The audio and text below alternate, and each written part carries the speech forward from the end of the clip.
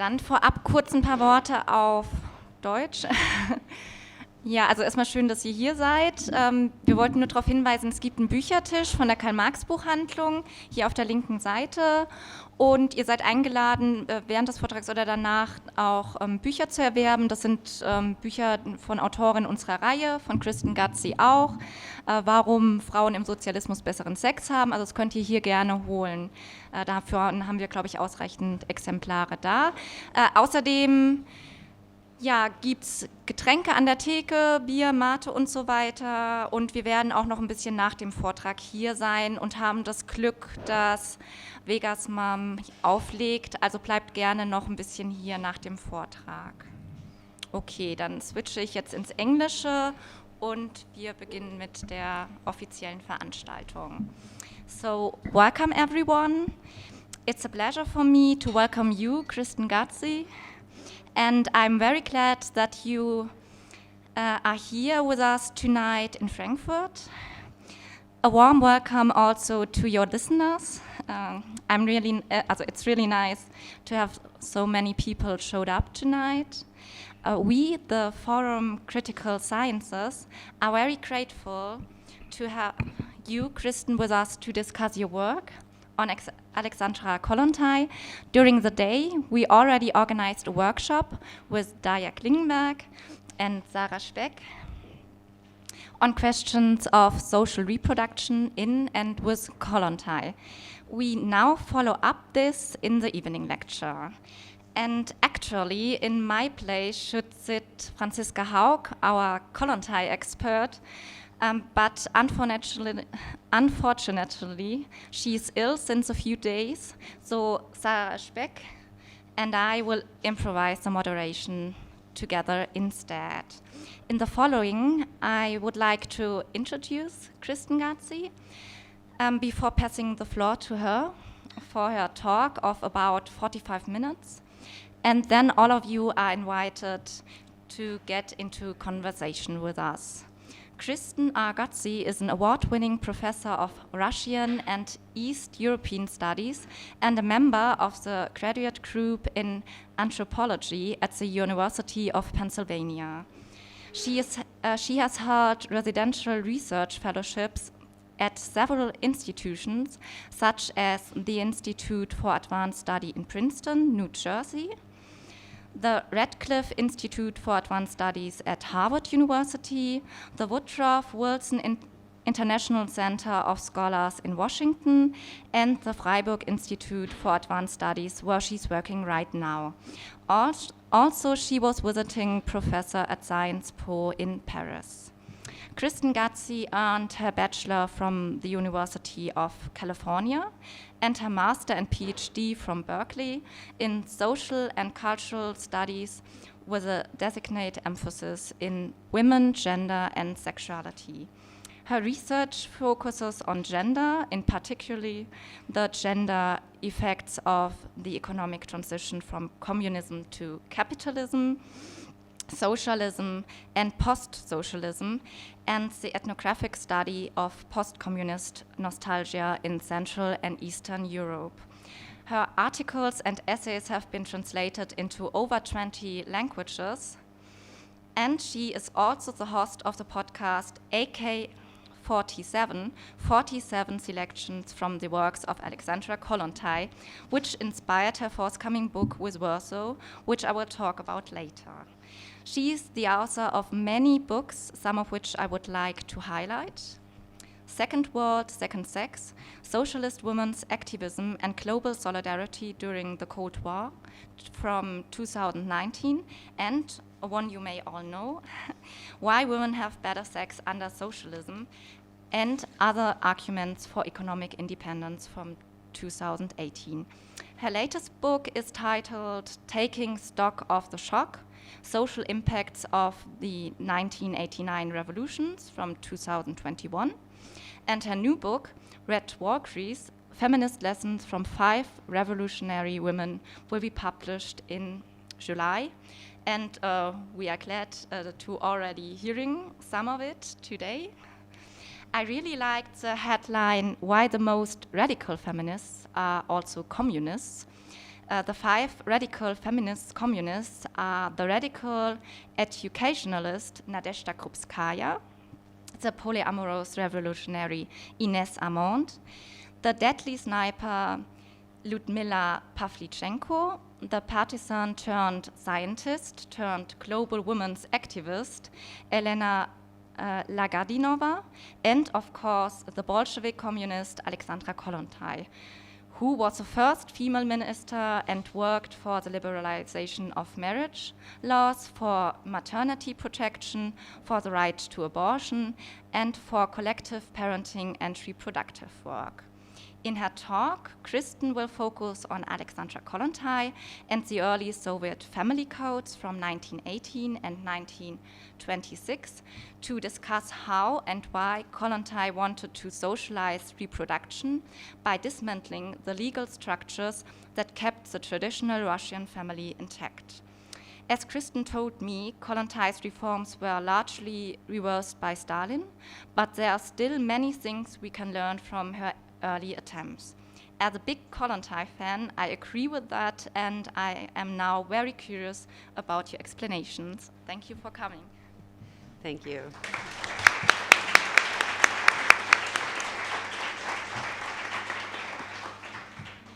Thank you so much for that very generous introduction. Can everybody hear me in the back?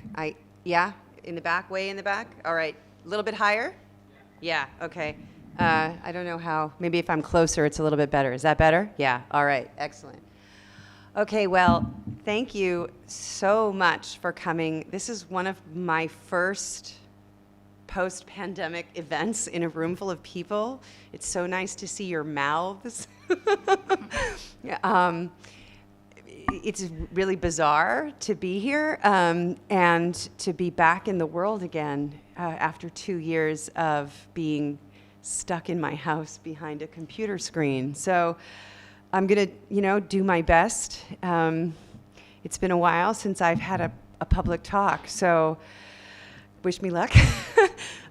So today I'm gonna be talking about Alexandra Kollontai. This is the new book. It's actually not out yet, but it will be in about a month. And it's about these 5 revolutionary women. And today I'm going to be talking about how to organize social reproduction, what feminist lessons we can learn from Alexandra Kollontai. So I know that earlier in the day, I'm not sure how many of you were attending this wonderful workshop on kitchen politics, but the clear idea of socialist feminism is that capitalism also depends on domestic labor. And in this talk, I really want to focus on Kollontai and the early experiments that she oversaw in the Soviet Union, particularly between the years of 1917 and 1922, when she left. But I love this graphic because it really highlights beautifully this argument that workers are the people who create value for capitalism. And capitalism is a system that thrives on extracting surplus value from workers. But who makes the workers? Who cares for the workers when they're not being exploited? And this is where we talk about social reproduction, and this is where Kollontai's ideas are still very much important to us today. So who was Alexandra Kollontai? She was born in 1872. She came from a fairly privileged background. Her father was an aristocrat. Her mother was the daughter of a wealthy Finnish businessman. She was raised in incredible luxury for the time in St. Petersburg, but she was a self-radicalizing person. She married quite young. She had a child when she was young, and her husband, who was actually a cousin, Vladimir Kollontai, she kept his name, took her to a factory in Narva. And for the first time in Kollontai's young life, she experienced the situation of women and children who were working in a textile factory. Her husband at the time was an engineer and believed that all of the problems of the working class could be solved by better ventilation. So he had this idea of making a really big fan that would blow the air in the factory, so that people would not get tuberculosis, so they wouldn't be breathing the fibers of the textile mill. And that was his solution to the problems of the working class. And Kollontai, who was young at the time, said, but that's the most ridiculous thing I've ever heard, right? A fan is not the problem. A fan is not the solution to the problem of exploitation in Russia at this particular moment of time. And so she ultimately left her husband and her child, and she went off to study economics in Switzerland. And she self-radicalized largely by reading German social democrats at the time, August Bebel in particular, 1879, Woman and Socialism, but she was also very heavily influenced by Clara Zetkin and a woman named Lily Brown. And she became a strident Menshevik first, and later she joined the Bolsheviks after the onset of World War I. And she ultimately became a very close confidant of Vladimir Lenin. She has a very colorful history, personally, which I'm happy to talk more about in the question and answer period. All I need to say is that in 1926, she published this autobiography called The Autobiography of a Sexually Emancipated Communist Woman, which, as I'm sure you can imagine, in Russia in 1926 caused a bit of a scandal. But she was very heavily involved in the European socialist women's movement. In 1910, she attended the Second International Congress of Socialist Women, which was held in Copenhagen in Denmark, together with Clara Zetkin and other women's activists from around Europe. And she very much embraced the idea that women's issues could not be separated from the issues of the working class. So she was very much opposed at this time to the feminists, who she saw primarily being represented by the British women who attended this conference, who believed that women's rights primarily could be achieved by giving women equal rights to vote, equal rights to own property, and equal rights to the professions. And Kollontai, together with people like Zetkin, believed that these kinds of women's issues were for rich women, and they ignored the problems of the working class women, who were the majority of women in Europe at the time. And so Kollontai was very much opposed to the feminists, and she said, it is only in revolutionary struggle against the capitalists of every country, and only in union with the working women and men of the whole world, that we will achieve a new and brighter future, the socialist brotherhood of the workers. So, not surprisingly, many people don't realize that in 1910, it was Clara Zetkin who introduced the idea of International Women's Day in Copenhagen, which was celebrated in Europe every year until the outbreak of the First World War. And it was on International Women's Day, by the old Julian calendar, that women in Russia, then Imperial Russia, took to the streets and began what eventually became the Russian Revolution. This was the February Revolution that caused the Tsar to abdicate.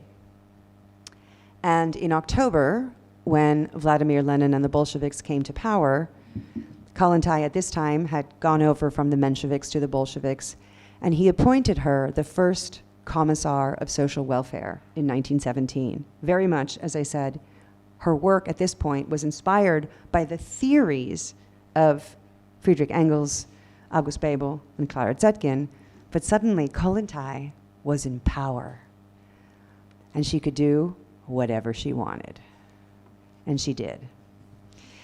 So at this moment, Kollontai was able to institute a series of Soviet policies to socialize what we would call social reproduction. And I'm going to give you a kind of rundown on exactly what happened. This is a bit of a nerdy talk. Do you know the nerd word? I'm going to get into some details here about the Soviet family code, so just bear with me. I think we can learn a lot by looking very closely at what the Soviets did and why it didn't work, and what we can still learn from their failures today. So in the first place, there was the incorporation of women into the labor force. There was the liberalization of divorce, the abolition of church marriage, the creation of public cafeterias, laundries, mending cooperatives, and children's homes and kindergartens. And I'm going to go through those things in more detail in a moment. So in addition to her role as the Commissar of Social Welfare, after Inessa Armand's death in 1920, Alexandra Kollontai also became the head of the Zhenotdel, which was the women's section of the Communist Party.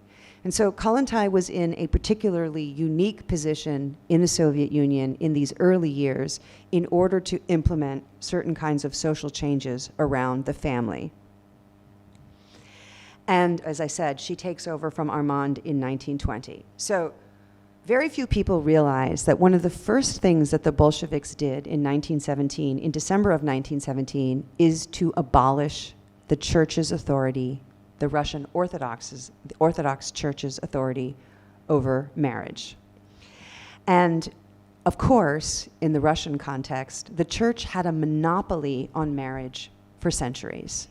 So just the abolition of church marriage, of the sacrament of marriage, was an incredibly radical act. And it was one of the first things that the Bolsheviks do when they come into power.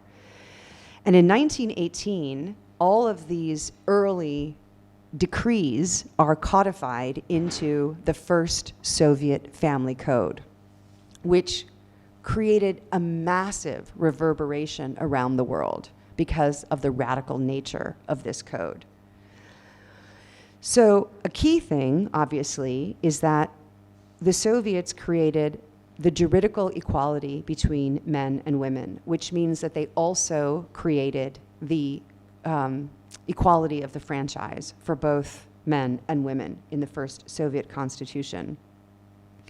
But the other thing that happens is in 1917, they abolished church marriage, and there was a huge debate in the Soviet Union as to whether or not there should just be no marriage ever, or whether there should be what we would call now civil marriage.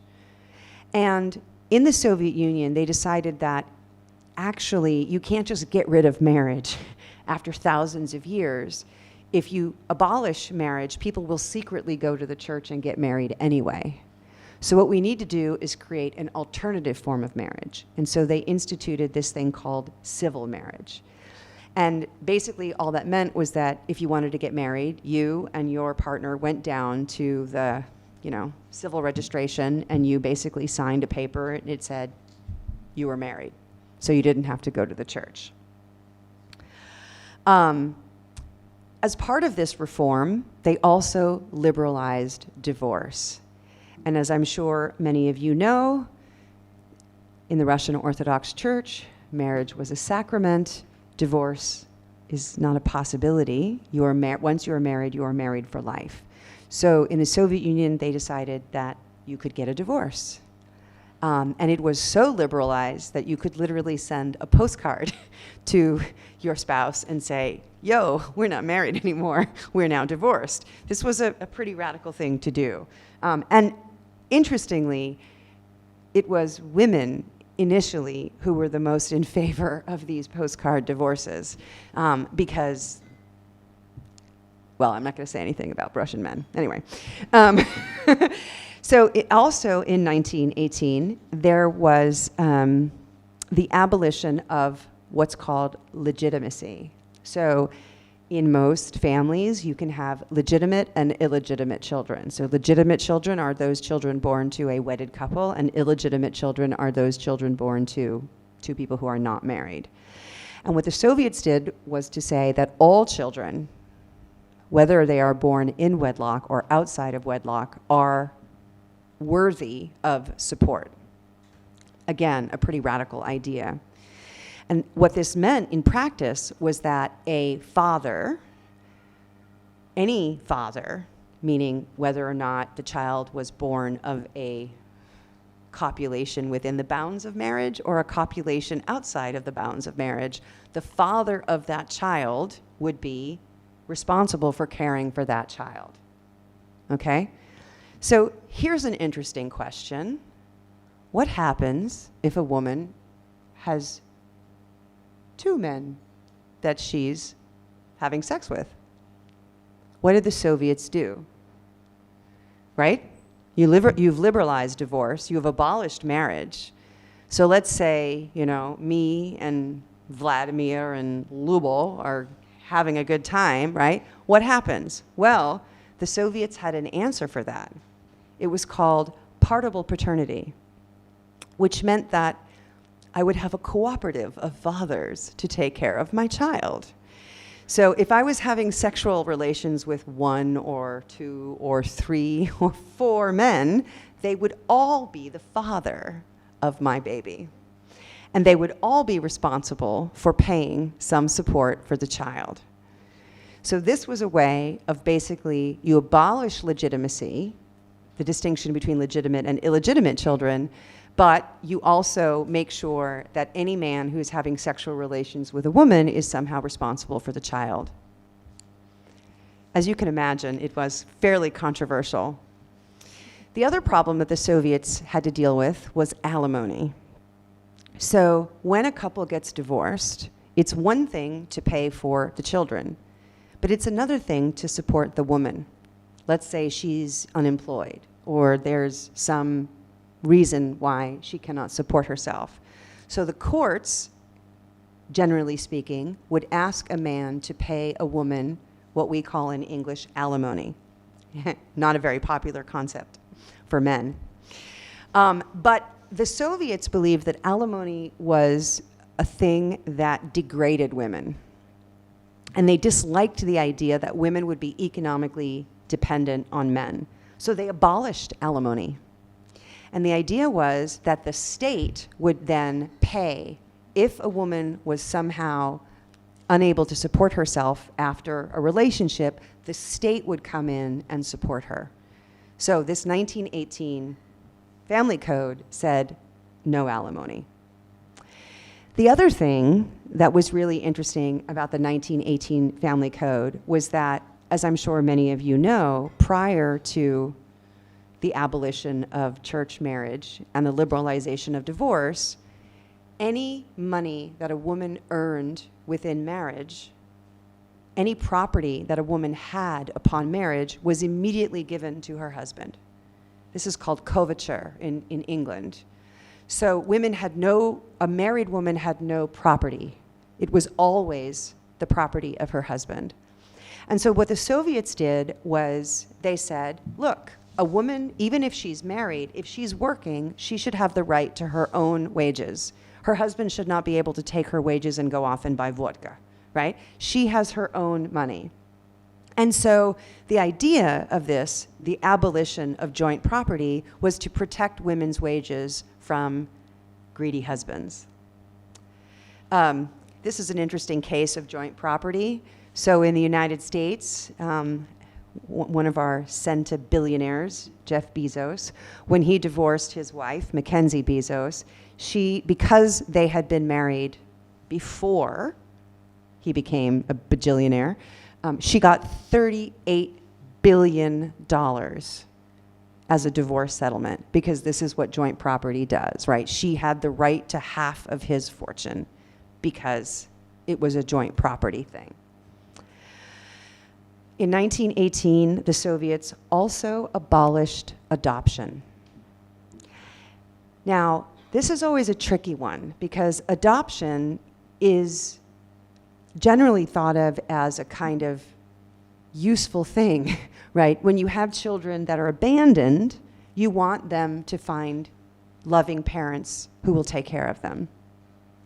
Adoption moves abandoned children into new families. So this is for orphans, people whose parents have died, but this is also for children whose parents have abandoned them. The problem in Soviet Russia in 1917, 1918, 1919 is that in a largely peasant economy, peasants adopted children as laborers. So the only reason that a peasant family would adopt a child is because they would put them to work on the farm. And so the Soviet state wanted to care for these children so that they would not be exploited by peasant families as laborers. And it's very interesting when you think about the politics of adoption. I don't know what the politics of adoption in Germany are, but in the United States, we have a real push not to put children in what we call institutional facilities, so like in children's homes or orphanages, but to put them with families.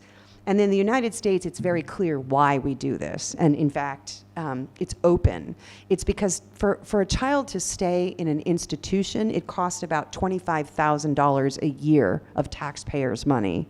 But if you can put a child in a home with a family where women largely will look after that child for free, it only costs taxpayers about $1,500. So it's a huge saving to the state if you take children out of institutional facilities and you put them in private families. And the Soviets thought that this was a bad thing, right? That children would actually be better off if they were in state facilities where they were not being exploited by families that wanted them to do free agricultural labor. So all of this sounded really good in practice, but it was a catastrophe for a variety of reasons. So in the first place, early Russian women's wages were too low to allow them to support themselves, and they lacked skills and were concentrated in lower paying industries. So when women got divorced and had children, they had very few opportunities to support themselves. Many women also lost their jobs after the men returned home from the Civil War.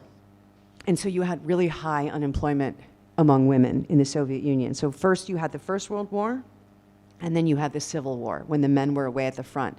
So women were in positions of employment. But after the wars were over, men came home, women lost their jobs. They had very few opportunities to support themselves economically. Also, come on, you guys, it's like 1917, right? 1918. There's no birth control.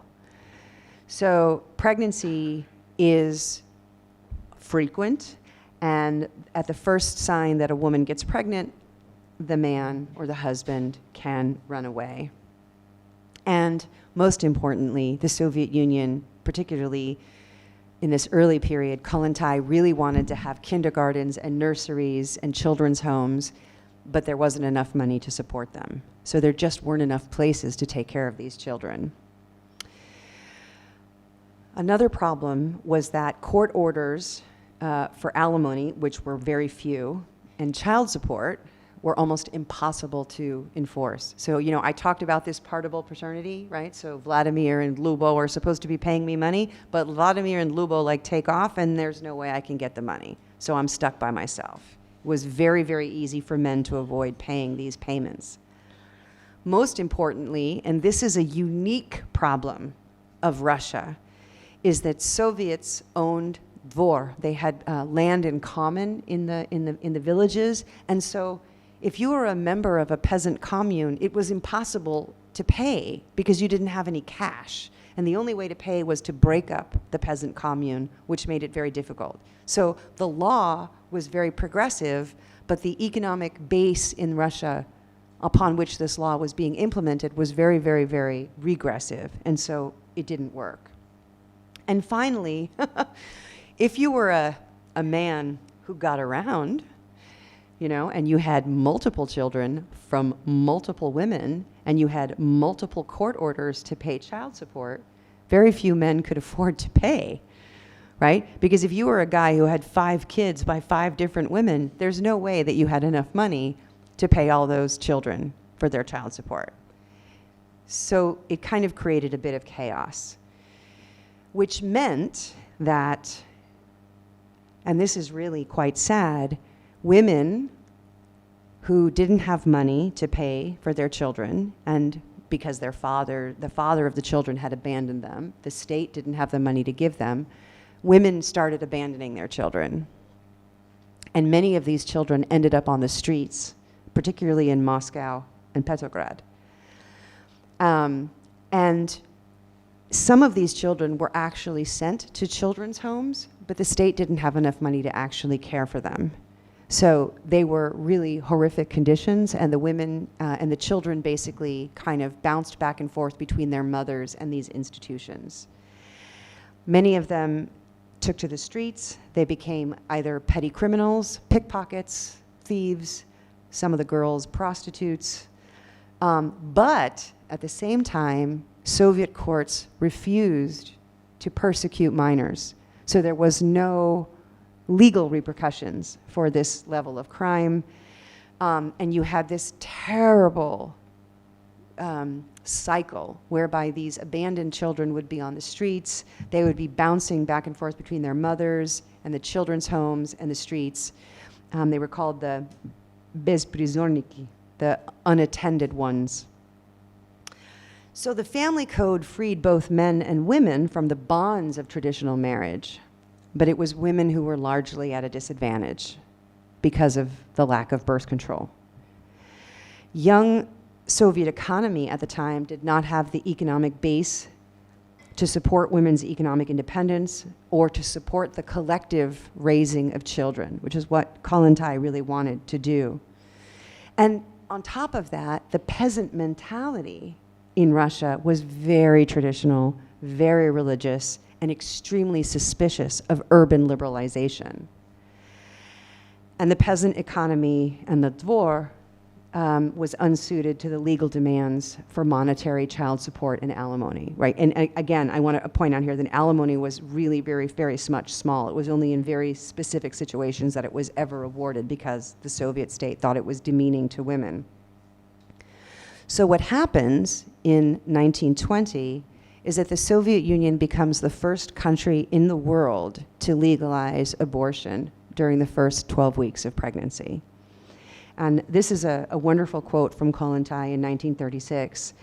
As long as women or men live under the pressures of unemployment, as long as the level of wages is not sufficient for a family, as long as housing conditions are unfavorable, and as long as the state does not make motherhood easier for every woman in various ways and does not provide social services for mother and child, it is clear that the women must stand up for free abortion. So the key thing is that the Soviet Union allows this because they understand that in order to truly give women liberation, in order to truly liberalize the family, you have to give women some option to control fertility. And at this particular period of time, it was abortion because more modern methods of birth control were not yet available because it's 1920, right? We're talking 102 years ago. But, and here's where I think Kollontai is really interesting, and I know that you earlier read this piece in your workshop. She also had this incredible idea, which I think is fantastically prescient for the time. She published this essay in 1923, Make Way for Winged Eros. And what she does in this essay is a Marxist analysis of love. And she basically gives us a kind of dialectical materialist analysis of how love in different ages, the ideal of love, suits the particular needs of the ruling economic class. And one of the things that she says, and one of the things that she talks about a lot in this period of time, is that in socialism, in the future, we will be able to separate love from the social reproduction of the working class, the family. So the family is this unit that creates workers, that cares for and reproduces the working class. But love, and in particular romantic love, yeah, she's specifically speaking here about romantic love. Romantic love should be about a relationship between two people or more, because Kollontai was pretty open-minded about this. But why saddle this beautiful relationship between two people with all of the work of reproducing the family? So I don't know how many of you out there have kids. I have a grown daughter now, But when my daughter was young, the feeding and the cleaning and the changing of the diapers and the getting to school and the getting home from school and the getting to bed and the getting dressed and all of that work comes in between the relationship between the two adults, because the family then becomes kind of the servant to the reproductive relationship. And Kollontai had this wonderful idea of saying, what if we lived in a world where we could love each other independent of the labor that's required to reproduce the working class, to reproduce the family? And the way we would do that is by the socialization of that labor. It was a radical idea. It's still a radical idea today. So, after the failures and the problems of the 1918 Family Code, one of the things that very few people realize, because we have so many stereotypes about the Soviet Union, was that in the 20s, there was a lot of debate, and it was open debate. There were articles written in the newspapers. There were pamphlets being circulated. When these progressive jurists wanted to revise the family code, which they did in 1926, they opened up the debate to many stakeholders in the Soviet society to try to figure out what to do about the family. So what they did in 1926 was to question the idea of marriage. What is marriage? And the Soviets introduced the category of de facto marriage, something that I think in English we call common law marriage. I'm not sure what you call it in German, where it's not a legal bond, but if you're together with somebody for a certain amount of time and you put yourself out, you live together, you have joint property or children, you present yourself to the world as a couple, that you're just basically married, right? The problem with de facto marriage was that a lot of men used it as an excuse for not actually getting married.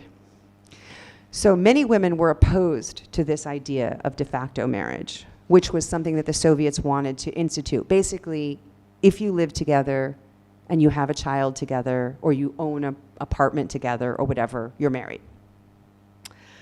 The other thing that happened in 1926 was that they said, okay, well, I guess we have to have adoption, because all those kids on the street are not being very good for our society. And even if it means that those children are going to be exploited in peasant families, well, it's better than them being on the streets. So they reinstituted provisions for adoption. And to the extent that there were still homeless children that were orphans, and there were also runaways, there were a lot of runaways at this time, they were actually put into sort of camps, like juvenile delinquent camps. Some of them very progressive, but they were basically kind of housed in camps because nobody knew what to do with them. They reinstituted alimony, especially for unemployed women up to 6 months. They also reintroduced shared property, so that, like, if you were Mackenzie Bezos, you would get your $38 billion if you divorced from Jeff. They tried to maintain these liberal divorce policies, but they hoped that the alimony provision would prevent men from divorcing their wives. But this was still a problem.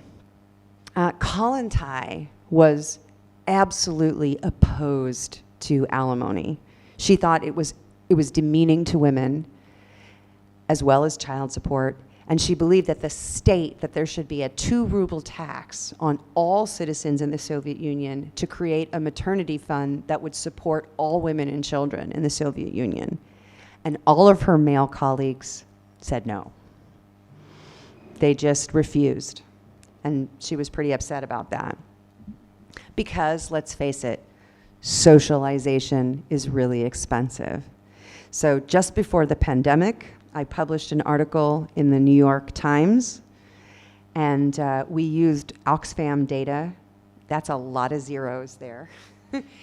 $10.9 trillion is the value of women's unpaid labor in the home.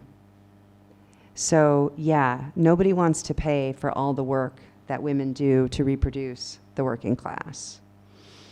And so from this perspective, the laws around the family, we really still live in a world of alimony and child support and courts coming in and dividing property. We're actually not nearly as close to the world that Kollontai envisioned. But there are a few things that she did which I think are really, really important, and I think we can learn from, and they were successful.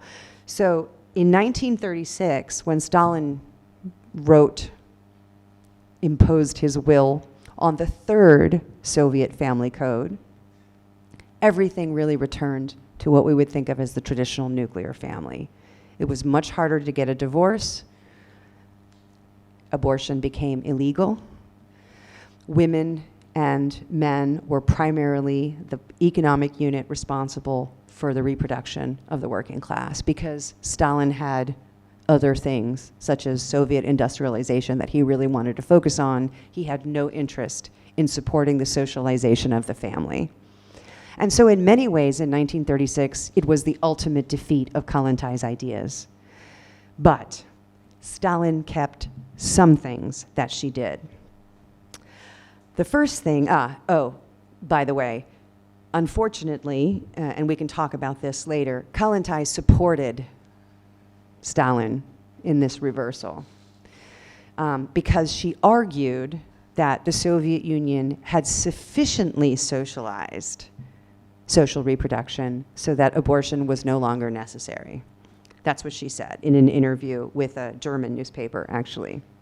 I don't think she really meant it, but you know, not many people stood up to Stalin and survived, and she did, so. But a couple of things that she did do. The first, canteens and cafeterias. Kollontai realized that many, many Russian women in this period of time spent a lot of their day shopping, preparing, cooking, serving, and cleaning up after meals.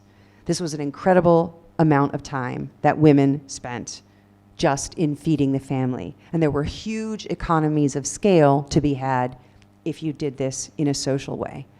So she was a huge proponent of these canteens and cafeterias. And this is something that you see not only in the Soviet Union, but you see it throughout the Eastern Bloc countries after the Second World War. You also see this throughout the global South in the socialist-aligned countries. One of the first things that they do is they socialize food for children in schools, for workers in the workplace. It was a very popular thing. Even today in Russia and in places like Poland, this is a Polish milk bar. These are local, very cheap, subsidized restaurants in the neighborhood where people could go for inexpensive meals, and they were very popular among women because it meant that they didn't have to cook or clean up. And children would be well-fed, husbands would be well-fed, and it was subsidized by the state, and it was usually, not always, but usually pretty good food, simple, good food. And I think this is actually a really funny thing. It says, "We'll serve every customer politely." I'm not sure if that was true, but that was at least the idea. The other thing that women, especially in the early 20s, spent a ton of time doing was laundry. And laundry at this time, you would go down to the river with your clothes and have to scrub and scrub against these boards, right? And then you'd have to squeeze and wring the laundry out and hang it up to dry, and then you'd have to get home and you'd have to iron it. I mean, on top of the cooking and the cleaning of the dishes, laundry was a huge time suck. And so what did Kollontai do? Public laundries. Huge socialization of domestic labor. And all throughout the Soviet Union, and again, afterwards, in the Eastern European countries, you have the institution of public laundries, which were huge time-saving institutions. After the 60s, you start to have what we call mechanization, right? The Soviets started actually making washing machines that you could have at home. But in this early period of time, before washing machines, you had the socialization. These are big Soviet laundry machines. Interestingly, the Soviet laundries created, because they needed so much hot water to wash the clothes, they also created public baths, which meant you could send your stinky husband and your stinky kids to go wash themselves in the public baths. Again, a huge time-saving thing for women, right? Because now bathing is also being socialized. And this is a bath from 1932 in Leningrad. And finally, I think, and most importantly, is the kindergarten. Yeah, you have these children's homes, these creches, these after-school programs, so that you're basically taking the reproductive labor of childcare and you're also socializing it, so that the state is responsible for taking care of children, the state is responsible for, you know, sending children to summer camps and so on and so forth. So what I want to impress upon you is that Kollontai, again, largely inspired, I think, by many of the German social democrats, but also French people like Flora Tristan, did not believe that you should redistribute care more equitably between the genders, right? So a Western feminist thing to say is that men and women should both do the dishes, or men and women should both take care of, you know, the diaper changing, or men and women should both do the laundry. The idea of the materialist feminist was that all of this labor should be socialized, that the family, that romance should not be burdened with social reproduction. The relationship between people should be free of the reproduction of the working class. And that in order to build a true socialist society, you have to free women from this reproductive labor. But most importantly, I think, from Kollontai's perspective, is that you also needed to free love from this reproductive labor, right? That the family becomes the container for reproduction, but it doesn't have to be, that you could have this other model. And I say this in many things, but obviously the Soviet Union was not perfect. There were a lot of problems. And Kollontai herself and her ideas were hugely marginalized in her lifetime. But her early experiments with the socialization of the family, I believe, still provide a valuable historical case study for theorists and activists today. We have to understand what she tried to do over 100 years ago and how the attempts to socialize that reproduction, we're still fighting those battles all around the world today. The same exact battles are still the battles that we're fighting today. Our romantic relationships, once we get married and have kids, are still containers for the social reproduction of the working class, which we do to support the profits of our economic elites.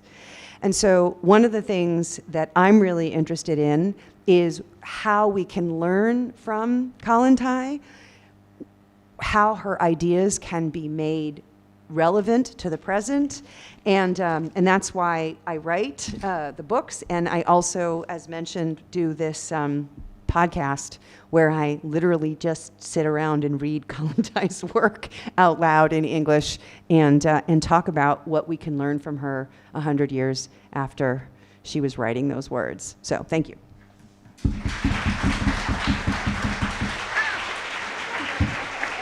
That's me and my daughter.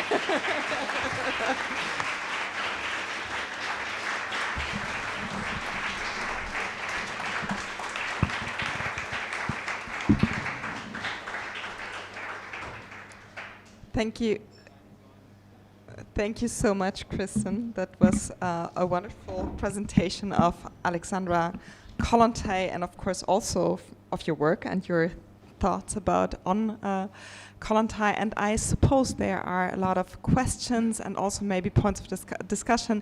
At least in the workshop today, we have discussed, of course, her ideas of socializing reproductive labor and also about love. And I think there are, although it is very interesting, and I do totally agree that it is worth discussing, especially today, from our specific neoliberal situation of the total privatization of this work. There is still some aspects that might be irritating in Kollontai's work. So, floor is open. And there's already first question. We don't have I'm really loud. Okay.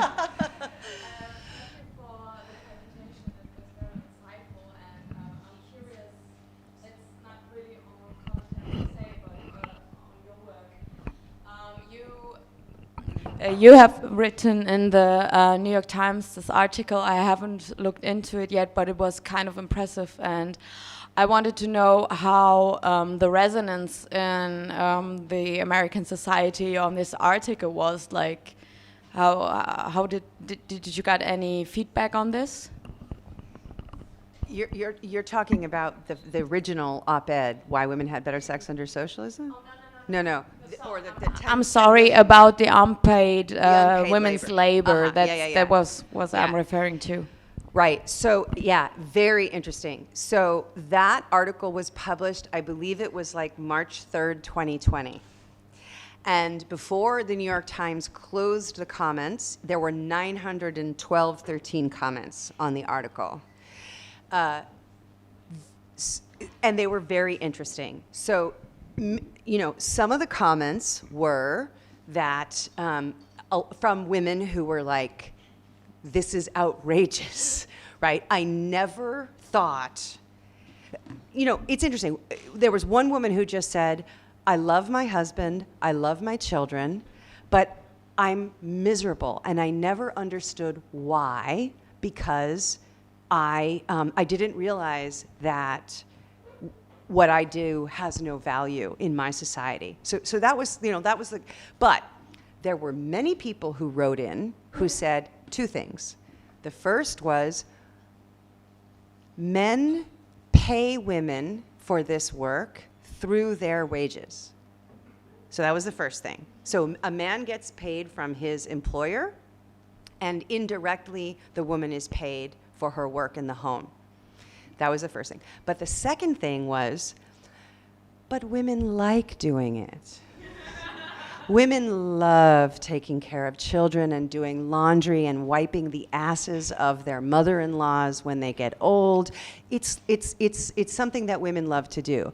And people, I'm saying that sarcastically, but I think it was genuine, right? Like, why would you put a dollar value or a euro value on this?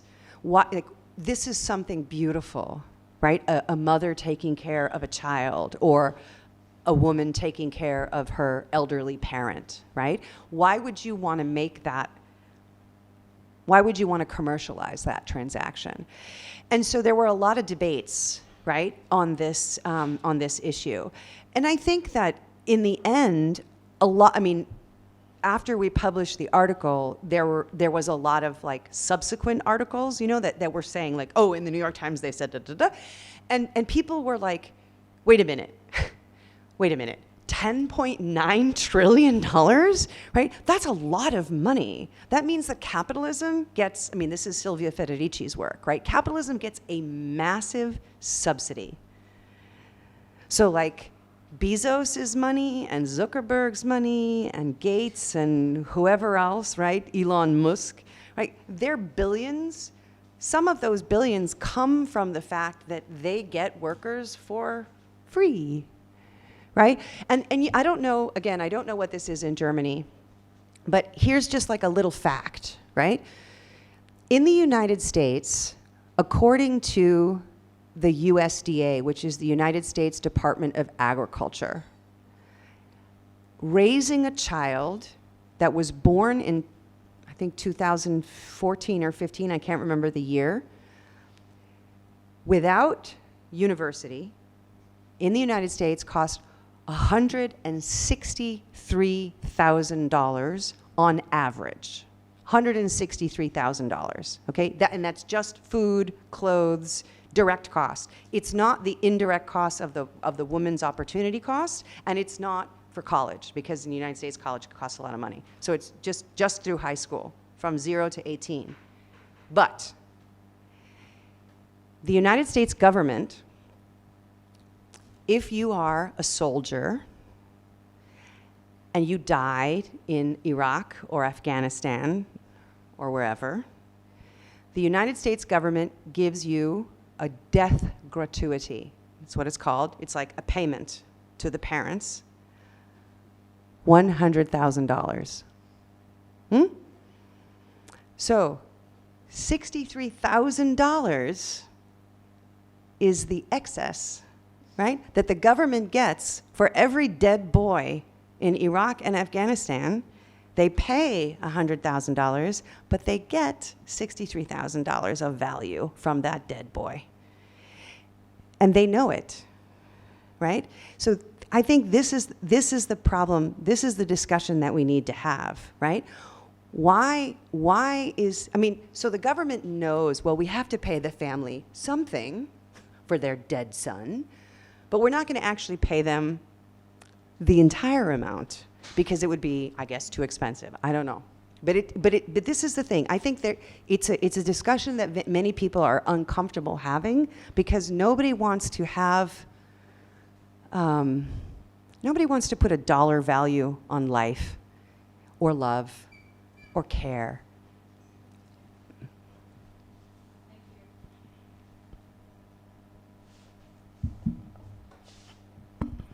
Okay, I'm going to add just one question for discussion. You said that from you kind of made the division that Western feminists always talk about splitting or division of work between genders, and materialist socialist feminists or materialist feminists talk about socialization of reproductive labor. And I consider myself as a materialist feminist, and I would talk about both. Because in Kollontai's model, if we analyze patriarchy, of course, it is not only about a division of gender and constructions of masculinity and femininity, but these constructions are very much linked to the division of labor. So I think if we talk about a reorganization of reproductive labor, it would, of course, also have be a work on degendering reproductive labor. And in her text, there is an absence of men when she talks about this whole amount of work, but men come into the game when she talks about love. Yeah. So. Yeah, I mean, so first of all, Kollontai is, profoundly maternalist in the sense that she, I think, believes that women generally want to be mothers, and that that's a unique role for women, right? I mean, and again, I think here she follows Clara Zetkin, who also felt very clearly that, women's responsibilities for the family are primary to women. I agree with you in theory that we should degender reproductive labor. The problem is that it's very difficult to degender. And I'll give you a very concrete example. So in Bulgaria, where I have done a lot of research, the president of the Bulgarian Women's Committee, a woman named Elena Lagodinova, had this wonderful idea, which was that every new, what do you call them in English? Like living block, like Plattenbau. These, Plattenbau. Yeah. Every one of these, on the ground floor, you should have a big indoor space, maybe like this room, right? And you would have a playground and a bar. Yeah? And so at the end of the working day, the women would bring the children home from kindergarten or whatever, and they would bring the children into the playground, and the husbands, the fathers, would sit at the bar, and the husbands would watch the children, and the mothers could, yeah, you guys are laughing. Why is that so funny, right? The mothers would be able to go have some free time. It's funny because it's a bar. Yeah. But it had to be attractive to the men, right? So the men would sit at the back and they would play like backgammon or whatever, and then the children would be playing, and the idea was that you could have the men babysitting for the men and babysitting for the children. And obviously it was a disaster because the men didn't watch the children and the children were running all over the place, and so it just didn't work. Similarly, right, they really tried to, in Bulgaria especially, there was like the baby yar, you know, like the maternity leave, right? And so initially it was only for women. Like a woman got 1 year after she had a baby. And then they changed the rule. And they said, after the first 6 months of the baby's life, the mother can give her extra 6 months to the father or to her mother-in-law or to her mother. Like it's like a 6 months of paid leave she could give. And the idea was that the fathers would take it, right? By the way, Sweden also passed a rule for a long time which said that a woman got a year, or actually it was actually 18 months of paid parental leave, but only if the father took 6 months, right? They really tried. What happened? The father never took the time, right? So in theory, you want to degender, absolutely want to degender. But the problem is, in practice, it becomes very, very difficult. And so what you get in the United States, and I'm speaking now from practical, experience, at universities, when you have a professor and a man and a woman who are both professors, and let's say they're married to each other and they have a baby, right? They both get 1 year of leave, parental leave, right? But what happens, this is actually a case at Harvard, what happens is that the woman takes care of the baby and the husband makes his research, and he gets tenure faster, and he has a better career. And so Harvard, after making this very good policy, I think it was a very good policy to give both parents 1 year of paid parental leave, they changed it now. And now it's not even the mother, it is the birthing person gets 6 months, and then each parent gets 1 year, right? So they're trying to accommodate the fact that there is this persistence of particular types of stereotypes, social stereotypes around who does and doesn't do reproductive labor that are bound with particular functions of bodies. And that's where I think that it's difficult. I mean, Kollontai doesn't theorize that because it's 100 years ago, but it's also that even in, even really progressive countries like Sweden that have tried so hard to degender reproductive labor, and I mean, they really incentivize this degendering. The gendering of reproductive labor persists no matter what you do. And so then you're in an uncomfortable position to say, okay, either we just refuse to see gender, or we acknowledge that this is a difficult problem. It's exactly like, in 1918 when the Soviets said, we should just abolish marriage completely because marriage is stupid. It's a stupid institution. And then they said, well, but if we abolish it completely, people will sneak off to the church. So we need to make like a civil marriage. We need to make something that's going to be a substitute so that eventually marriage will go away. And I think that that's sort of what you're saying, is that as a materialist feminist, you want both goals are in the future, right? We want to socialize, but we also want to degender.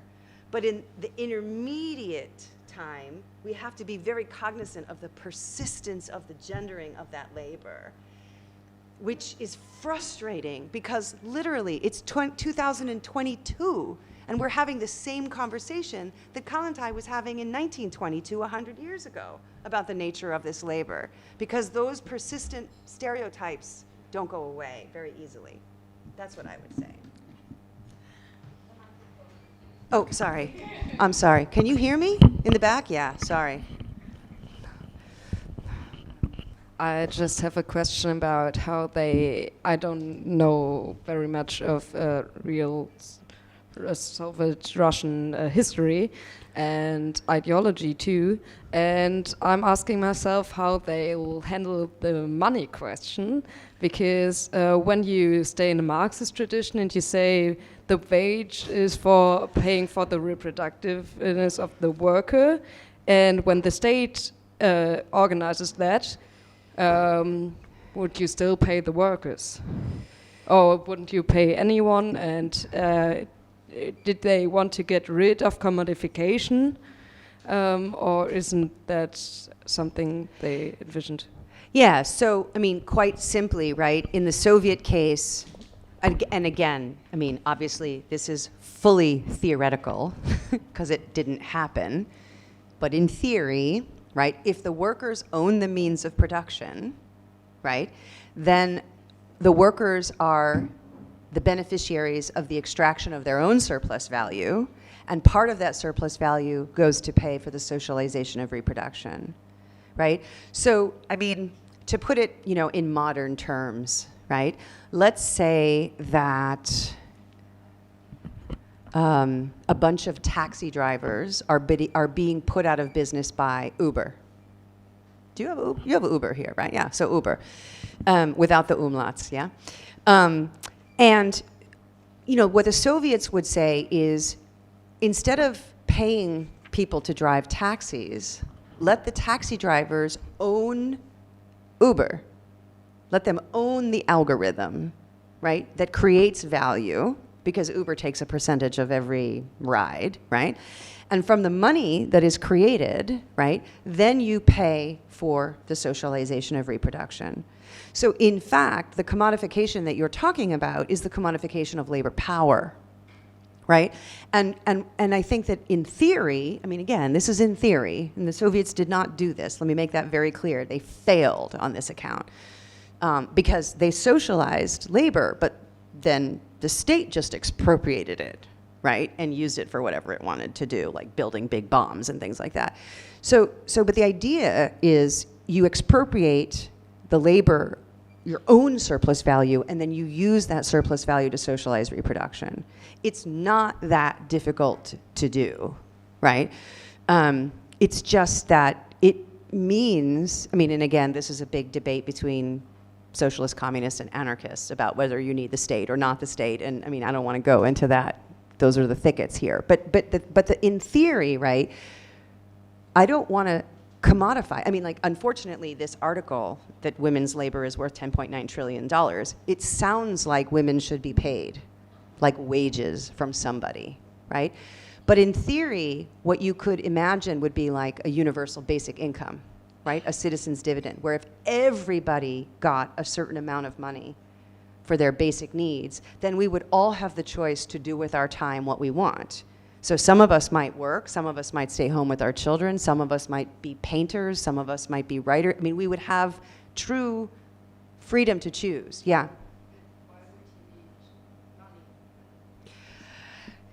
Right. I mean that's a technical problem, right? Which is how, yeah, you wouldn't theoretically in a society where you had some kind of barter system where all goods and, because no individual one of us can survive and produce everything that we need, not in a modern economy. So we need some medium of exchange. And money is that medium of exchange. It doesn't have to be money. You know, it could be gold stars.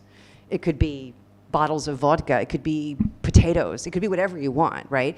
But the point is that the minute it becomes, in Africa, it was cowrie shells. The minute it becomes a medium of exchange, you're back to money, right? So, but the idea is that when you're extracting surplus, right?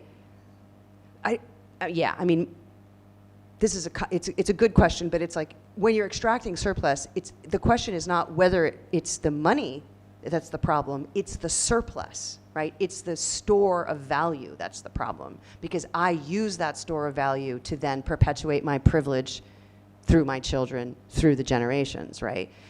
So to the extent that the nuclear family is the container through which intergenerational privilege is perpetuated, money is the thing that makes that happen, or wealth, hereditary wealth. It doesn't necessarily have to be money, because in the case of England, it wasn't money, it was property, it was land, right? So money was irrelevant as long as you had the land. So it's a technical issue about how privilege is perpetuated, but the key thing is that the family becomes the container through which intergenerational privilege is passed on. And that's what Kollontai and people like Engels and Bebel and Zetkin were trying to disrupt. By breaking up the family, if everyone is my child, or could be my child, then I will be much more likely to not hoard my wealth and privilege than if I have a very clear, legitimate child who is going to inherit my specific wealth, whatever form that wealth takes. Does that make sense?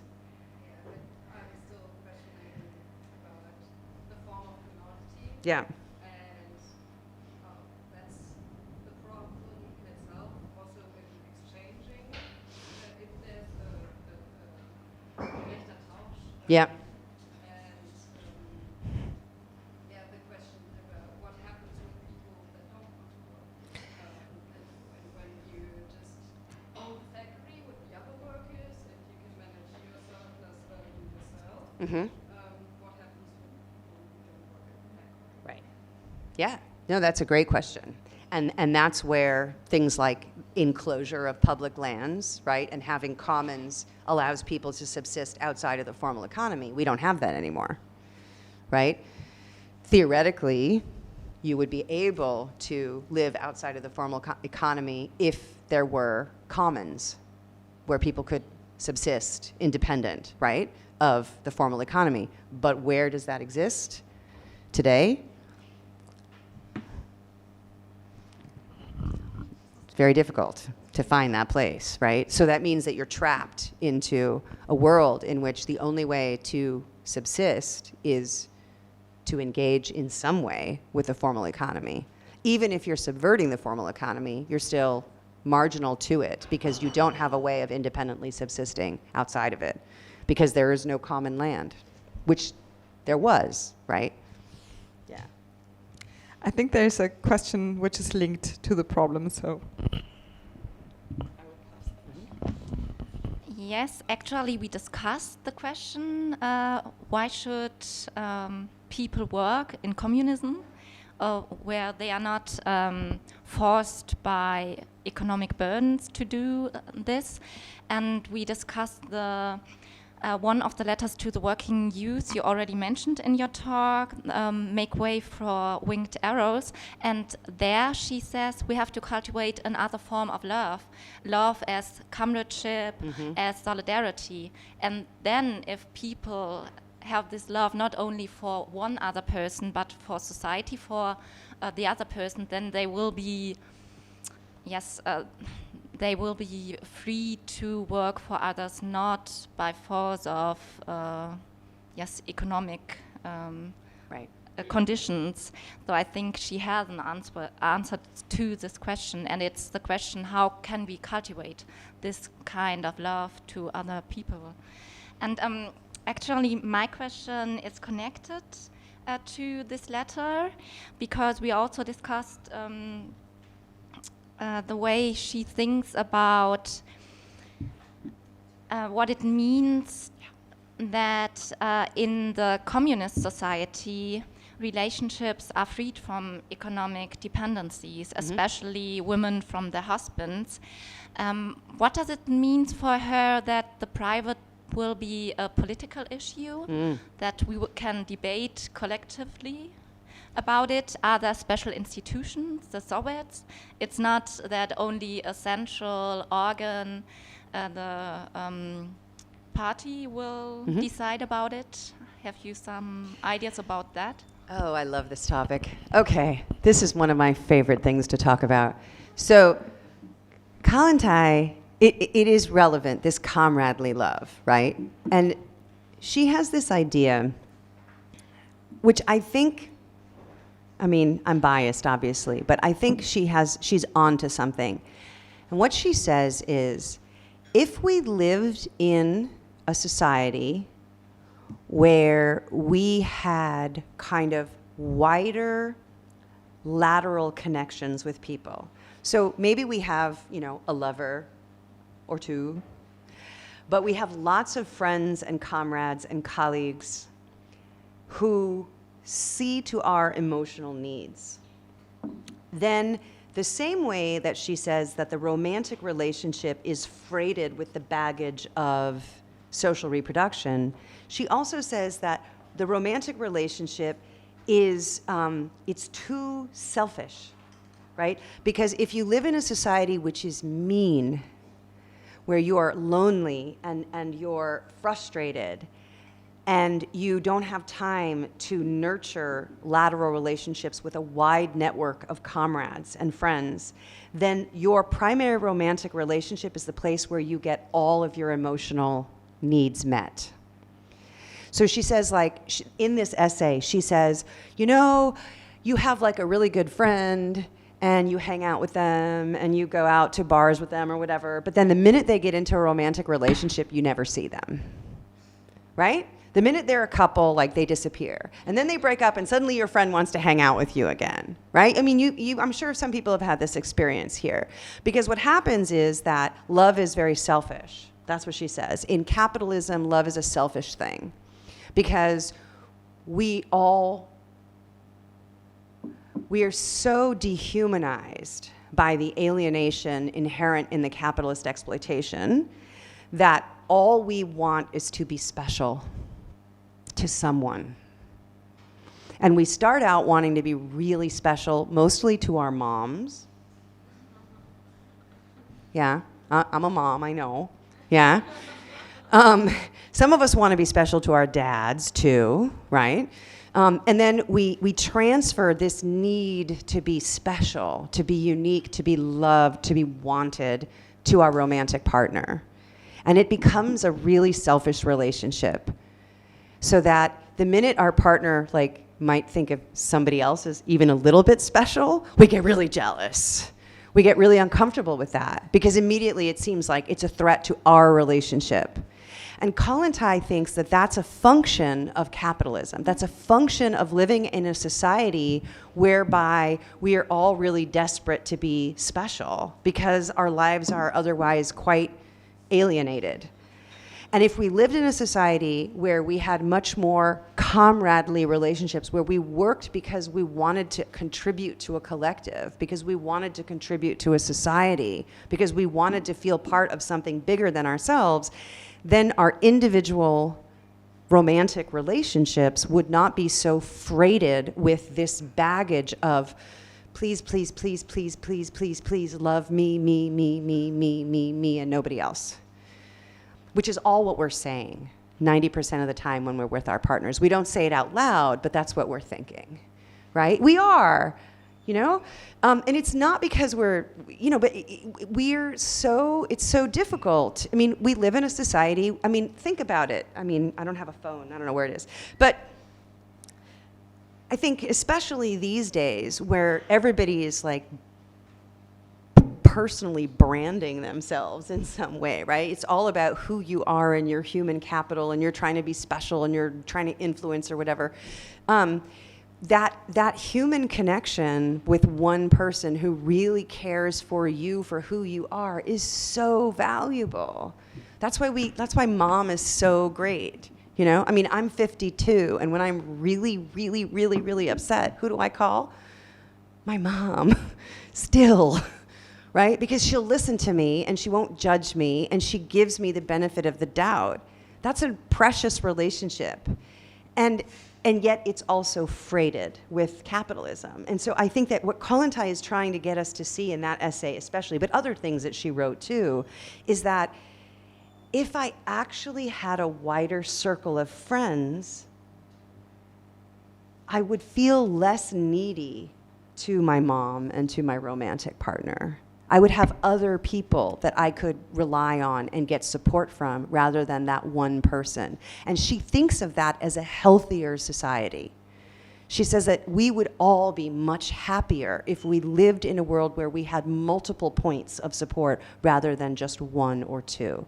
And I think I really do think she's onto something there. The problem with that, of course, is that it's really hard to tell your romantic partner that, right? Because they're immediately going to think, wait, are you cheating on me? Do you want to see somebody else? Like, what's going on? Are you threatening me with taking your attention and love elsewhere? So it's hard to disentangle the theory from the practice.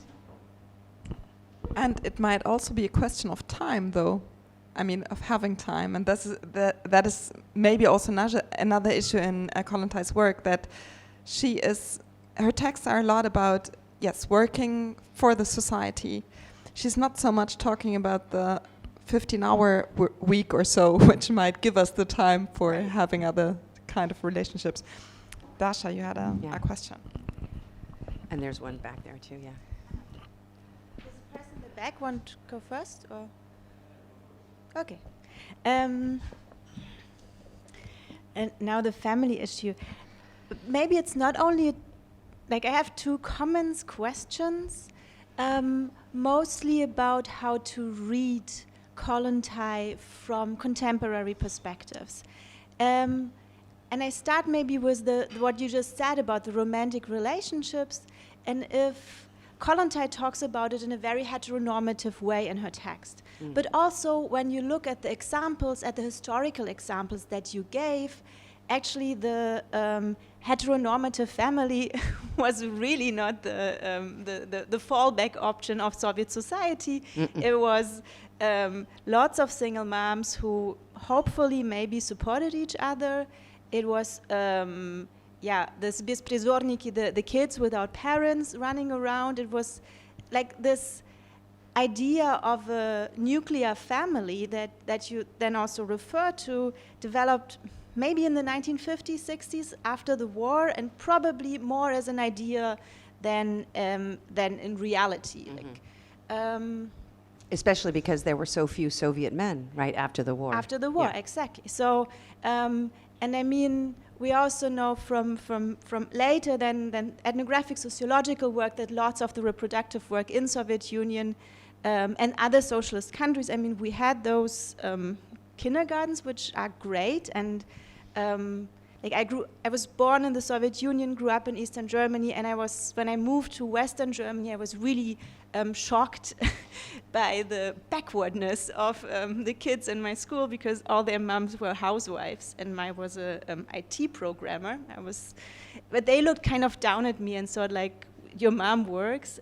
It was really, like, it was hard for me to grasp coming from Eastern Germany and being processed as backward, to see the backwardness of the Rhein-Main-Gebiet. Sorry.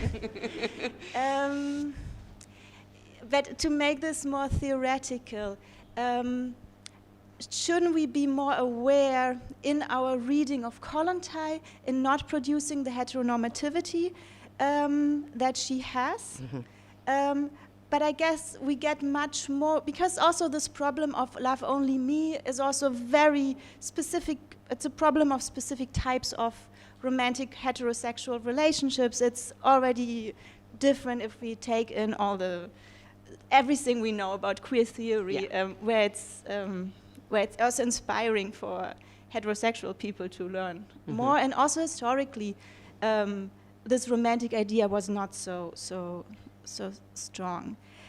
But I kind of understand the way, because I was puzzled by the visuals you used in your talk, and they very greatly encapsulate what you do, which is translating Kollontai and these ideas from 100 years ago into a contemporary North American US discourse. And I'm looking at it from my specific positionality in Germany with transnational Soviet, I don't know, funny connections to other places. So I wonder methodologically, and if I'm really honest, then the first time I saw your book, I saw like, oh, this American ethnographer, you probably get it a lot, is coming and telling the US audience something. And I think you do it in a really good way. I admire the way you do it. But still I wonder, like, methodologically and conceptually, how do you relate to this history? What is your idea behind it?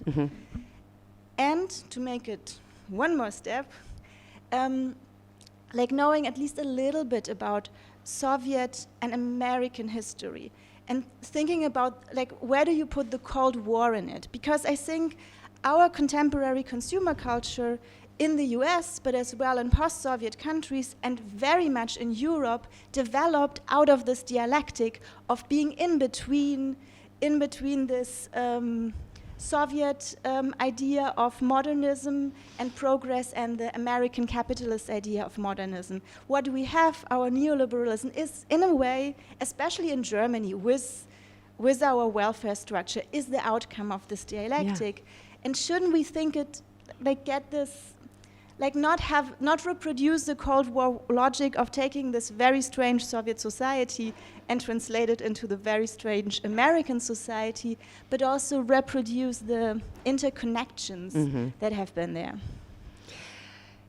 Absolutely. So, you know, the book was written for an American audience. I had no idea it would ever be translated outside of the United States. I mean, it now has like 14 or 15 translations, which is really strange, right? That was never the intention. And so this is a problem of when I wrote the book, you know, which was written in a very Trump moment.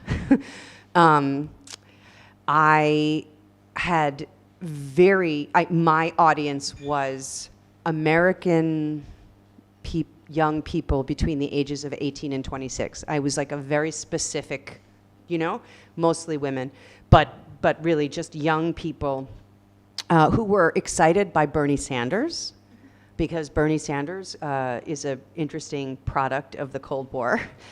And he really is, right? And this was before, I wrote the book before Alexandra Ocasio-Cortez, so it was before she was elected to the House of Representatives. So I think, you know, and I say in the preface to most of the foreign editions, I believe in the German edition, I say, this book was written for an American audience, right? You know, just cut me some slack here. I had no idea that this was going to be read by Germans. I tried to explain in the preface that, like, okay, Germany is a little bit different. You actually have kindergartens and maternity leave and things here. So yes, what I do, because of who I am, is I take ideas about Soviet and socialist feminisms and I try to translate them so that young American people understand that the history that they are told, particularly about feminism in the United States, is largely a lie. Right? Because we think that feminism started with Gloria Steinem and Betty Friedan, which is just bullshit. Right? Nobody talks about Kollontai. Nobody talks about Zetkin. Nobody talks about Bebel, right? And this is a big problem because there's this whole other history of feminism, which is about working people, which is about materialist considerations that young people do not know. And I think it's important that I spent 15 years teaching as a professor in a department of gender and women's studies, which none of our textbooks in the United States cover any of these socialist feminists. And to the extent that they talk about them, it's like a few American women in the 60s who were talking about Marx, right? So I was really trying to correct a misconception in the United States about the history of feminism. So methodologically, what that means is, as you saw from my visuals, when I'm talking about Soviet policies about legitimacy or illegitimacy, alimony or child support, when I'm talking about divorce, I'm trying to get people to understand how it relates to the United States, right? Because that's the only way they can understand how radically ahead the Soviets were and the socialists in Europe were in the 19th century. And that it's so wrong for us to tell a history of women's movements that excludes this other narrative. So that's my methodological and political aim. The problem, as you point out, is that reading Kollontai 100 years later is anachronistic, right? It's very difficult to make sense of not only her heteronormativity, but in some case, her pronatalism. She's very anti-prostitution, anti-sex work, and she's also has some eugenicist aspects to her, right? So you have to kind of take those things and say, here's the historical context within which she is working, and explain it. And that's what I try to do on the podcast, is I try to say, okay, let's think about the context within which she is writing. But also, Kollontai is writing very heteronormatively, and yet, outside of her son, she says that the most important relationship in her life was with another woman who she lived with for the vast majority of her life, Zoya Shadurskaya, a Bulgarian woman, actually. Kollontai had like a very, very, very, very close relationship with Zoya for her entire life until Zoya died in 1939. They lived together, and whenever Kollontai was in exile, Zoya followed her and lived with her. So her supposed heteronormativity in the text is belied by many of her personal choices in her life, which I think is also really interesting. So it's worth putting those things into context. But also, somebody like August Bebel in Germany, I think it's what, 1893, somebody can correct me if I'm wrong, he got up on the floor of the Reichstag and said that they should decriminalize homosexuality. He's the first public figure in the world to stand up for gay rights. And he was doing it as a member of the Social Democratic Party. So I think socialists have a pretty good record when it comes to standing up for non-heteronormative, right? But nevertheless, yeah, it's 1920, right? They're still, you still have to read them as a product of their time. And Kollontai, as a mother and as a woman, was trapped. And if you read her autobiography, she was trapped in a kind of heteronormative worldview. She herself says, you know, I fell in love with these guys and they treated me badly. And then we broke up, and then I fell in love with another guy, and then he treated me badly. And I did it over and over again. And she says, I cringe to think how much of my energy I wasted on love, right? And that someday in the future, there will be women who don't waste time on all of the stupid things that I wasted time on. She says this in her own autobiography. So she's struggling. And I think, and then I want to get this other question, but I think that one of the things that I talk about in this book, and that I think is really important, is that nobody is perfect. And you're allowed to be flawed, right? And we have to allow for our people that we admire to be flawed. Because I have spent so much time reading and thinking about Kollontai, and there are a lot of things about her that I find slightly distasteful sometimes, particularly the fact that she got along so well with Stalin. Yeah? And you have to kind of think, okay, nobody's perfect, right? Obviously, this is a problem, but you cannot let, you know, the perfect be the enemy of the good. And when you're reading these texts, whether you're reading Krupskaya or Armand or other people, you have to keep in mind that they were flawed human beings, as we all are, and read them in the context of their time. Yeah.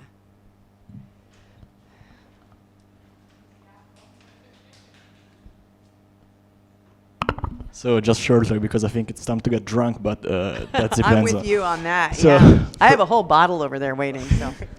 So I have a comment and a question. The comment is what you were two discussing about. So this is of degendering our word and stuff. I think you both are right, because on one hand it's difficult to degender our word. On the other hand, it's good to do that, because it's also difficult to change the word and to protest and to.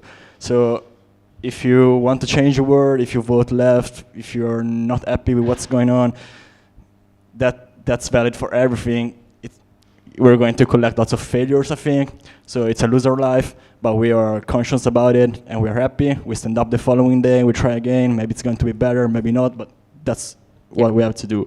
And that's my comment. My question is, it's about Soviet Union context. So we talked about like social work, social reproductive work in connection with children's. But my question is, how did it work in the case of elderly people? So do you know anything about it? Who did take care of them? Because I think that, I mean, I'm not from Germany, I'm from Italy, and in my country it works that either if your grandma, your granddad is alone and you want some company, either you bring this person to these nurses' houses and so on, but most of the time, if those elderly people are conscious, are still in shape, and they are fine, they don't want to go outside their family house and their family, let's say, warmness. So they most of the time decide to employ a person who's going to stay 24 hours, 6 days a week in, I don't know the name in English, in his house. And usually this work is done by women, of course, mostly migrants from, at least in my country, from Eastern Europe, because it's They call them lavakuli, yeah? Yeah, not that in a bad way, but yeah. You're right.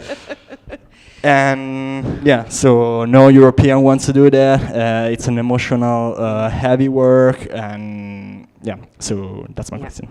Yeah, in fact, for Ukrainian women, the Ukrainian psychologists before the war, they called this Italy syndrome. Women who have lost all ability to feel because they spent all of their emotional labor looking after elderly parents in Italy. Yes, so elder care, again, in the Soviet Union, it was different from the other Eastern Bloc countries. Some countries kept this labor closer to the home, but in every socialist country, there were sanatoria. So for elderly people who were convalescing in some way, like if they were ill or they needed some type of recuperation, you sent them to a sanatoria, yeah?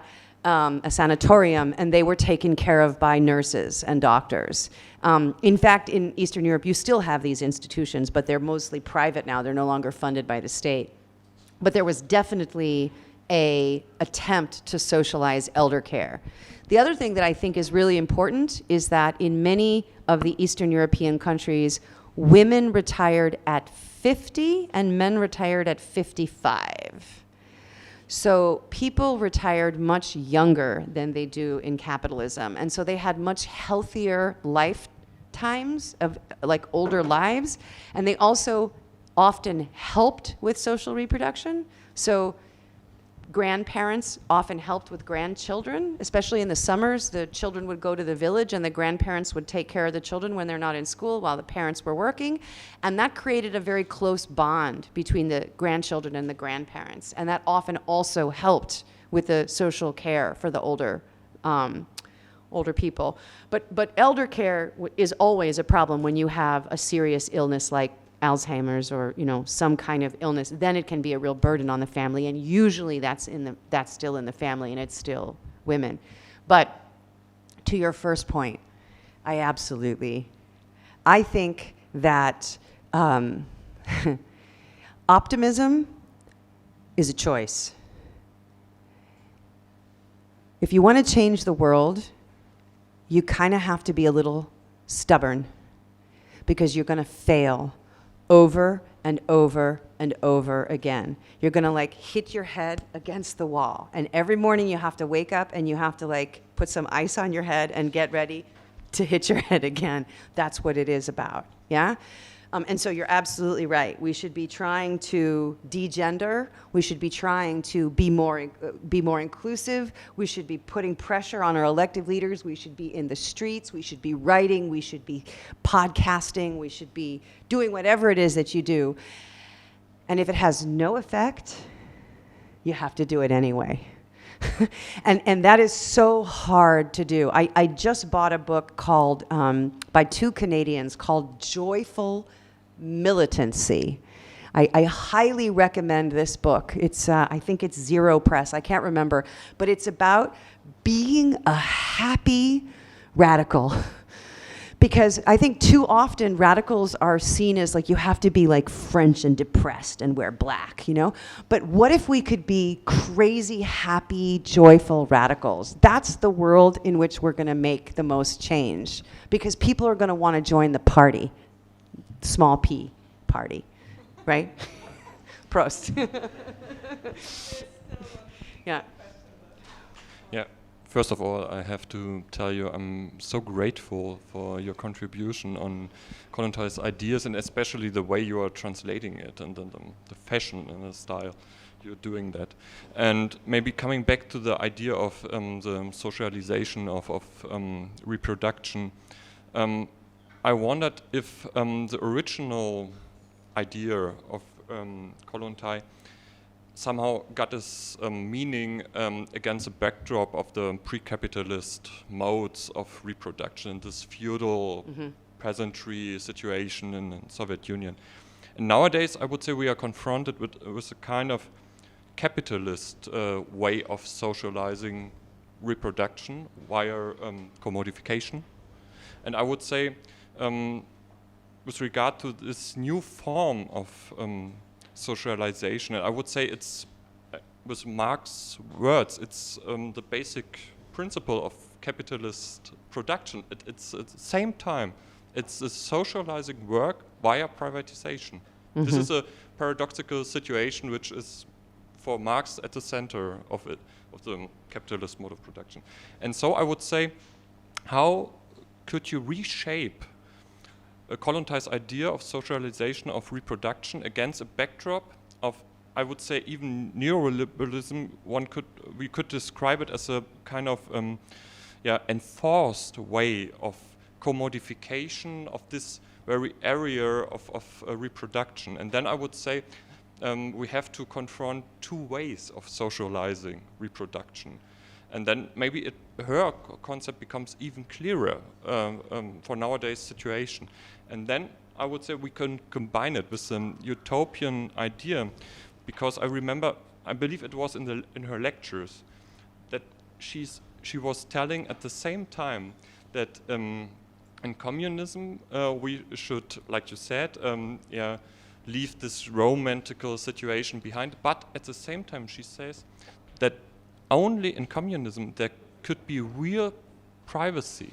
Yeah. The real individual idea of love from the perspective of the I. Yeah. Yeah. And so I would say, in capitalism we have the paradoxical situation of a socialization of reproduction, which is producing kind of privatization, which is not private. Not real private. And she is demanding a form of socialization of reproduction which is demanding for real privacy, for real individuality and so on. Yeah, I think, so first of all, I love the fact that you use the word utopia, because I think that that's what we need now, more than ever before, is really to push the boundaries of what is practical. And where I think this is happening, especially for young people, is what has been called the birth strike, right? So a lot of young people have just decided, no kids. Nope. The only way to avoid producing value for the state, producing value for the capitalist in the form of the next generation of taxpayers and soldiers and consumers and workers, is by not having kids. And we see all across Europe, in Japan, in Korea, in the United States, the birth rate is going down, down, down, down, down, right? And now the capitalists, the governments are worried. What are we going to do if nobody is going to buy the new iPhone, right? If nobody is going to buy my new car or new clothes, if there are no children, who's going to buy the shit that capitalism makes, excuse me, right? So they're nervous about it. And suddenly, in even places like the United States, people are saying, oh, we should really help parents to have children, right? So it's exactly what you're saying. There's this irony that suddenly, when people say, in order to be an individual, to be myself, especially, I think, for women, but this is true for everybody, there should be no children. Because, come on, I mean, I love my daughter, but children are a bad investment, right? Generally speaking, they take a lot of time, a lot of energy, and then they whoosh, go away. Like, how many of you called your mom in the last week? I don't know. I mean, it's like a one-way street from a capitalist point of view. So people I mean, this is especially true in places like Japan and Korea and Italy. Italy and Greece and Spain is terrible in terms of the birth rate. Eastern Europe, by the way, also. People just say, okay, no kids, or just one kid, yeah? And so then suddenly there's this desire to socialize reproduction, but not because this is seen as a valuable thing to society, but because it's valuable to capitalism, because whose labor are we gonna exploit if we don't have children? Who's gonna buy our stuff if we don't have children? So that's the beauty of Kollontai, I think, because what Kollontai is saying is, it comes back to this question over here about money, right? About the collective, right? We don't have children because we're investing in the future, or God, we don't have children because I want to create German citizens, right? We have children because it's a joyful thing to do, to bring a new generation in the world and enjoy their presence and teach them to be radical and crazy and yeah. And in some ways, that is the most individual thing you can do, right? To create a life for the sake of creating a life, not for the sake of creating the next generation of workers or consumers. So I think that this is the problem with the way that we conceptualize social reproduction, because having children is not a given. And in fact, all across the world today, many people are just deciding not to do it, which, from a purely neoliberal capitalist perspective, is the most rational thing to do. Right? It is the most rational thing to do. And they're the very ones who hate you making that decision. Right? So that's the thing that I think is the intervention that we have to understand, is that Kollontai is, I mean, obviously, she's the one who liberalized abortion. She said, in order to make people free, we have to give them the choice to have children or not have children. But what that means is, 102 years later, is in order to, as you said, her ideas about the socialization of reproduction come from a kind of feudal model. We are the products of a capitalist model, which wants to see the socialization of reproduction in its commodified form, so paid dry cleaners and paid laundries and paid childcare. But what we need to, or a better balance between husbands and wives in the nuclear family of social reproductive labor. But what we need to do is push further and say, no, everybody in society benefits from having the next generation. So everybody in society should participate in raising the next generation. That's the radical intervention that we have to make. And that's what gets very difficult to talk about, because we think of children as private goods, and they're not private goods, they're public goods.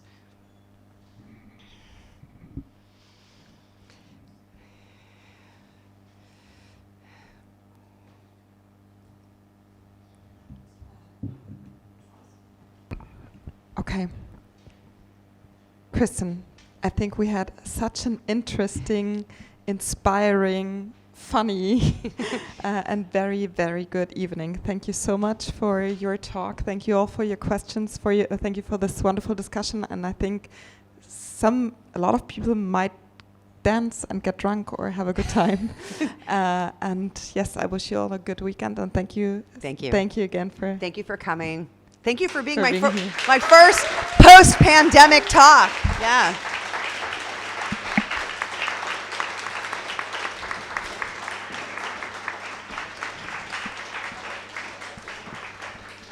Thank you.